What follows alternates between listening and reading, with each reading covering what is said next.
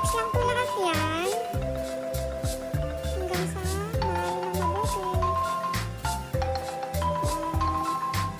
Diba? Wala akong hand mixer. So, ginawa ko yung sandok na lang ang ginamit ko.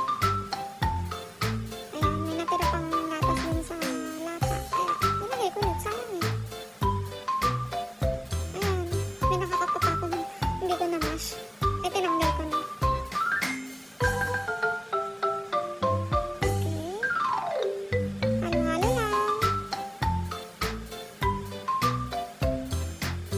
Pagkatapos, inanda ko ng ating lutuan. Saka, ilalagay na natin ang i-mix natin na ube. Mga ingredients na. Yes.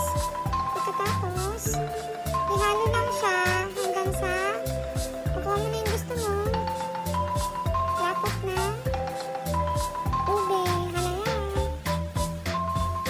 Kasi yan talaga yung struggle dyan eh. Matagal mo talaga siyang hahaluin. Tapos mamaya tatalsik-talsik pa pag medyo